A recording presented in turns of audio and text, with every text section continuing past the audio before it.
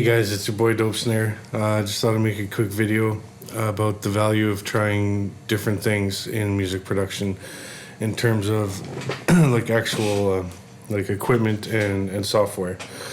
I'll tell you a bit of my story. I started with a demo of Reason 2.0. It came on a disc and I put it in my computer, installed it, and it gave you a 20-minute limit to make whatever you can make, and then it cut you off and you couldn't save.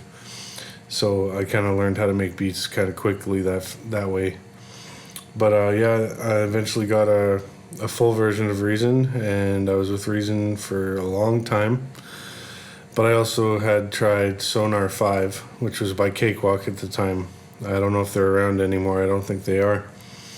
But I think the Sonar software is still available for free, actually. But anyways, I used Sonar for a bit. Never really used it much. Like, I did use it for recording vocals, but as far as like running VSTs and stuff, I had a pretty good computer at the time, and it just, one VST would just like crash the thing pretty much. Like, computers just weren't powerful enough for some of the software that was coming out. At least mine wasn't. I think it was the Zebra synthesizer. It's kind of old school, but yeah. Anyways, so I had Sonar and Reason and SoundForge as well for editing audio samples. And those were the first three pieces of software I had. And then I got an MPC 2500. And I was on that for a while and ended up returning it. It was dope and everything, but I was spoiled with software, because with software it's kind of limitless and there's lots of options, and that's what I learned on. So it was just like that wasn't there with that MPC in particular. There was no synthesizer in it or sounds or anything. It was all just from scratch, pure empty, and you had to put your own samples in it. And where I live, finding good records is a challenge. It's hit or miss at the thrift shop, and you could go to the record store, but then you're paying up the ass, and like you still might not find what you're looking for. So it just didn't make sense to like stay on that. And anyways, so I returned that and I stuck with Reason for a while. What was the next transition?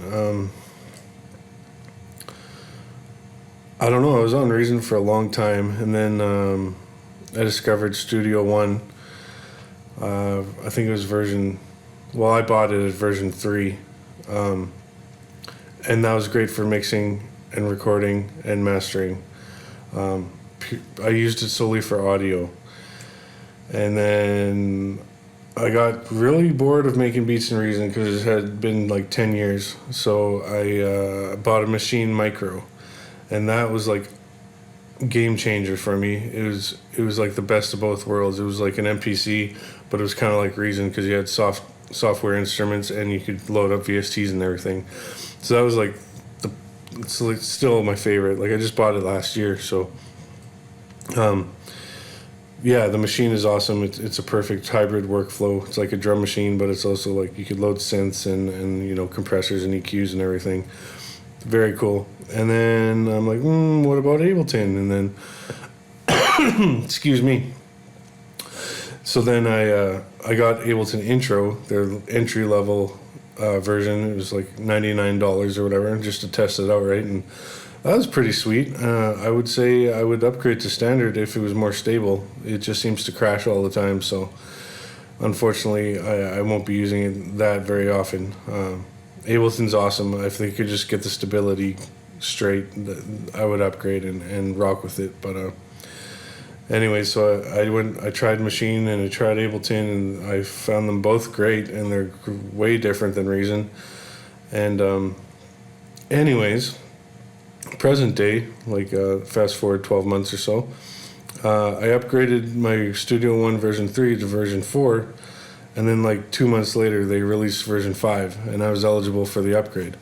I upgraded, and then I took a little course about the compositional tools in Studio One, because they have some neat features to help you stay in tune. And they have something called the Chord Track, and then you could follow your chords with your melody, and it's kind of complicated, but that's why I took the course. It was a cheap course. It was like $15. anyways, I learned that, and then I'm like, wow, Studio 1.5 is a beast, and it has been since version 4. I'm just always late to the party.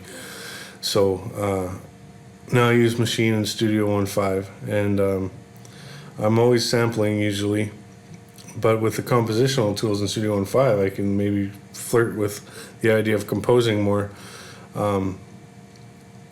because it has things to aid you in that process. I did skip that somewhere in there. I had a Motif. I had a Yamaha Motif, the MOXF. It was like the budget one. It wasn't, but it's still expensive. Like, hardware is expensive. That's why I don't have too much of it, to be honest. But yeah, just I've tried a keyboard workstation, a hardware drum machine sampler, multiple softwares, hybrid solutions, and this is over like a period of like 12, 13 years or more or less, and just finding what works and what's different from the other thing, and different workflows and processes and thinking of how to use each piece of gear and software just really mixes things up. And like if I make a beat in Reason and I make a beat in Machine, like they're two different stylistically almost. Like, it's still me, but yeah, you're gonna notice a difference between each thing. So I was just figured, it's good to try new things. I was stuck in the Reason box for like 10 years, and like that was so foolish of me. I thought this is the best, right? I thought, because I learned it and I knew it and I was good at it. I thought this is the best. Don't look any further. But that was foolish of me. Once I started exploring, I found Machine, which is totally awesome, and Ableton's pretty cool, and now Studio 1.5 is just, they're all so different from each other.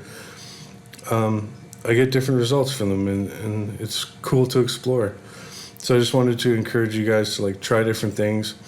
If money isn't an issue, or you could finance a piece of hardware that you have your eye on, like, go for it, I guess. But like, at least try different softwares. It's cheap enough to do. You could get demos, or you could get the intro versions just to get your feet wet with each one, and find the workflow that suits you, or find a workflow that's different from what you're used to. It's just don't limit yourself is basically what I'm saying. I did for 10 years almost, and once I started looking to other things, like, the creativity opened up and I learned new things, and I'm having all kinds of fun. So yeah, just definitely try new things. There's so many options out there, depending on your style. If you're a keyboard player or composer, there's sound modules and synthesizers and workstations and VSTs and DAWs and everything, and like, just try it all. If you can, cheaply or free, do it for sure. Once you find what works for you, and maybe invest in it, upgrade to standard or suite version, or whatever, however tier it goes in whatever software. And yeah, just keep trying new things, man. It's it pays dividends. It's a lot of fun. It's great. All right, peace.